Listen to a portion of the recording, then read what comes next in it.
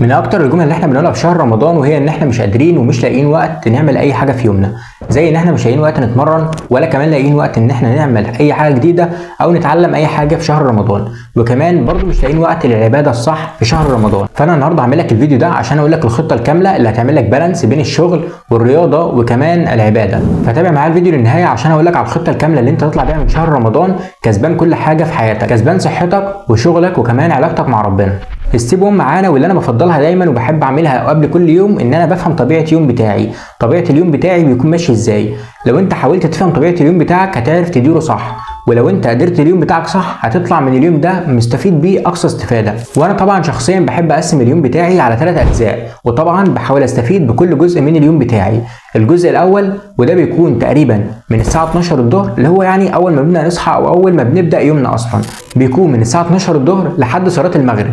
وده طبعا بحب اعمل فيه الحاجات البسيطه اللي مش هتاخد مني وقت وكمان مش هتاخد مني مجهود كتير، عشان طبعا ما هدرش طاقتي طول اليوم. والجزء الثاني من يومي واللي انا بحبه جدا وبفضله لان بحب اشحن فيه طاقتي، واللي هو بيكون بعد الفطار، ده طبعا بيكون للاكل بس وللراحه وكمان للصلاه. والجزء الثالث اللي هو بيكون بعد صلاه التراويح لحد صلاه الفجر او لحد الساعه 3 الفجر، ده بحب اخليه للتمارين او لو انا عليا تاسكات مهمه جدا بحب اعملها في الوقت ده، لان طبعا الجسم بيكون واخد نشاطه كامل وكمان واخد كفايته من الغذاء، فبالتالي انت مش محتاج حاجه غير كده. رابع جزء معانا واللي هو من الساعه 3 الفجر لحد صلاه الفجر، وده افضل وقت ان انت تعبد فيه ربنا او افضل وقت للعباده، انك تقرا قران او تصلي قيام الليل. وطبعا الوقت ده بيكون مبارك فيه وبيكون فيه روحانيات جميله، فحاول تجرب الوقت ده، صدقني مش هتندم عليه. كده انا عرفتك بقسم يومي لاجزاء عامله ازاي، فتعالى بقى اما اقول لك على خطه يوميه هتمشي عليها، واول ما تمشي على الخطه دي ان شاء الله هتوصل لهدفك خلال شهر رمضان، من حيث ان انت تعمل بالانس بين الرياضه وبين علاقتك مع ربنا وبين كمان دراستك وشغلك. ركز معايا كويس قوي،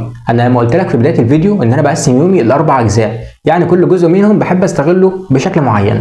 وانا قلت لك في بدايه الفيديو ان الجزء الاول بيكون من الساعه 12 لحد صلاه المغرب، فانا بحب اقسم الجزء ده على جزئين. الجزء الاول من الساعه 12 الظهر لحد 3 العصر، والوقت ده انا بستغله ان انا بحب اراجع فيه على الحاجات البسيطه او اي مواد عاوز احفظها وبتكون محتاجه حفظ كتير جدا، ولكن ما بتكونش بتاخد مني مجهود كتير، وده اللي انا بحب اعمله في الفتره دي. تاني جزء معانا بقى في اليوم وهو من 4 العصر لحد اذان المغرب، وطبعا الجزء ده بحب استغله في العباده او قرايه القران، او كمان ممكن استغله ان انا اتمرن كارديو بسيط، طبعا لو انا هدفي ان انا انزل دهون، وطبعا هنتكلم في النقطه دي بعد كده. وثالث جزء معانا واللي هو بيكون بعد صلاه المغرب لحد صلاه التراويح، وطبعا الجزء ده خليه فاضي وما تعملش فيه اي حاجه، خليه للاكل والراحه بس. اشحن طاقتك في الوقت ده وركز جدا انك ترتاح كويس قوي في الفتره دي. فتره بقى من بعد التراويح لحد الساعه 3 الفجر دي هتخليها للتمرين، واي مذاكره متراكمه عندك حاول تذاكرها في الوقت ده، او اي مذاكره صعبه ومحتاجه تركيز وجهد زياده، لان انت هتكون شحن طاقتك وكمان جسمك مش هيحتاج حاجه تاني، وكان ده دخلت له كل مصادر البروتين اللي هو عاوزها، وهتكون فايق جدا لان جسمك مش هيحتاج اي حاجه، لان انت كده دخلت جسمك في فتره اللي هي الفطار، دخلت له الكميه اللي هو عاوزها من التغذيه والبروتين. وطبعا بقى الفتره اللي هي من الساعه 3 الفجر لحد صلاه الفجر دي بتكون فتره روحانيه، ممكن تصلي فيها قيام الليل وممكن تقرا فيها شويه قران لحد صلاه الفجر. وبكده اكون قلت لك على الخطه العمليه الكامله اللي تقدر تبدا بيها يومك وتوصل بيه لاحسن نتائج. معظم الناس بتقول لي يا كوتش انا عاوز اتمرن في رمضان وما اعرفش ابدا منين او اتمرن امتى. طيب بص، التمرين في رمضان بيكون فيه 3 فترات للتمرين في رمضان، وطبعا كل واحد على حسب هدفه وعلى حسب اللي هو عاوز يوصل له بعد رمضان. لو انت هدفك انك تخس دهون فانت ممكن تلعب كارديو قبل الفطار بنص ساعه او بساعه عشان تلحق تفطر بعدها على طول علشان ما يحصلكش جفاف.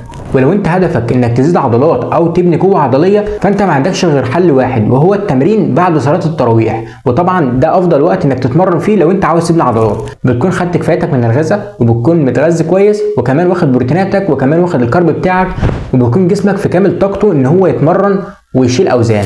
وتالت ميعاد واللي انا شخصيا ما بفضلوش بصراحه واللي هو ان انت بتتمرن قبل السحور، وطبعا قبل السحور بحاجات بسيطه، فانا ما بفضلش التمرين قبل السحور بحاجات بسيطه، لان طبعا انت خلاص بتكون هضمت وبتكون يعني الجسم بدأ خلاص يرتاح شويه وما بيكونش فيه طاقه اصلا للتمرين. لو انت بقى ناوي تتمرن في رمضان فتعالى اما اقول لك على شويه نصايح لو انت ناوي تتمرن في رمضان، واتمنى بعد الفيديو ده تنزل دلوقتي في الكومنت تكتب لي رايك في الفيديو ورايك بقى في المونتاج الجديد والحاجات الجديده اللي احنا عملناها، ويا رب يعني اكون بفيدكم ولو بمعلومه بسيطه او جزء صغير جدا من المعلومات، وبفرح جدا بالكومنتات اللي بتجيلي وان شاء الله هرد على كل الكومنتات. يلا بينا نكمل الفيديو عشان ما اطولش عليكم اكتر من كده. اول تيبس معانا واللي هي اول نصيحه هديها لك وهي انك ما تتمرنش على معده فاضيه، اوعى تتمرن على المعده فاضيه الا لو كنت هتمرن كارديو، وكمان يكون الكارديو بتاعك خفيف زي انك تمشي او تجري ولكن مش بسرعه، ويكون قبل الفطار، وكمان يكون قبل الفطار بساعه او بنص ساعه عشان تلحق تفطر على طول وتعوض النقص اللي حصل لك. تاني تبس معانا حاول تشرب ميه في الفتره اللي بين الفطار وبين السحور. وتالت تبس معانا حاول تخلي اكلك كله فيه بروتين، يعني معظمه فيه بروتين، مش هقول لك كله فيه بروتين، بحيث ان يكون في بالانس بين الاكل، وما تبوظش في الاكل بتاعك عشان تطلع من شهر رمضان مستفيد اقصى استفاده. طبعا بقى في شويه نصايح تانية زي ان انت تحاول تستبدل العادات السيئه في يومك او العادات السلبيه في يومك وتستبدلها بعادات ايجابيه. زي انا مثلا كنت بحب اقعد على السوشيال ميديا لفترات طويله. عملت ايه على السوشيال ميديا؟ مسحت كل الاكونتات بتاعتي على السوشيال ميديا، او بمعنى اصح مسحت كل السوشيال ميديا حرفيا من على الموبايل. طب عملت ايه؟ نزلتهم بقى على جوجل كروم، ان انا بدخل عليهم بس بعد فترات مثلا معينه، وما بدخلش عليهم غير لما انا بكون مصور فيديو معين وعاوز انزله. والعاده الثانيه اللي انا اكتسبتها وحبيت طبعا اشاركها معاكم، وهي عاده القرايه وقرايه الكتب، وخاصه قرايه كتب علم النفس وقرايه كتب تطوير الذات. ودي نبذه بسيطه كده عن الكتب اللي انا بقراها، وحرفيا افضل كتاب قريته فيهم هو كتاب التغيير الافضل. حرفيا الكتاب ده غير لي حياتي 180 درجه. الكتاب ده بيجمع لك اهم كتب تطوير الذات، حرفيا ملخص 40 كتاب تطوير ذات في كتاب واحد بس. فحرفيا الكتاب ده كنز بين ايديك. فحاول دلوقتي تستبدل اي عاده سيئه في يومك او عاده سلبيه زي ان انت تقعد على التليفون مثلا او تسكرول على السوشيال ميديا بالساعات، انك تستبدلها بعاده القرايه. وانا بفضل لك طبعا الكتاب اللي انا بقوله لك ده اللي هو كتاب التغيير الافضل. نركن بقى الكتب دي على جنب وتعالى اما اقول لك على افضل طريقه تقدر تذاكر بيها في رمضان. وطبعا انا بحب اذاكر بطريقه البومودورو. البومودورو باختصار ان انت بتذاكر 25 دقيقه وبعد كده تاخد 5 دقائق راحه. هتاخد 25 دقيقة بتركيز ومذاكرة بتركيز، و5 دقايق هتاخدهم راحة أو بريك مثلا تقدر تعمل فيهم أي حاجة. وبكده الفيديو ده يكون لخص لك حياتك في رمضان هتمشي عاملة ازاي، وهتطلع إن شاء الله من رمضان منتصر على شهواتك ورغباتك، وكمان محقق اللي نفسك فيه في شهر رمضان. اكتب لنا تحت في الكومنتات ايه أكتر حاجة بتضيع عليها وقتك في رمضان، ولو عجبك الفيديو ما تنساش تعمل لايك وشير عشان كل يستفيد. ورمضان كريم، وما تنساش تستغل كل وقت في رمضان صح.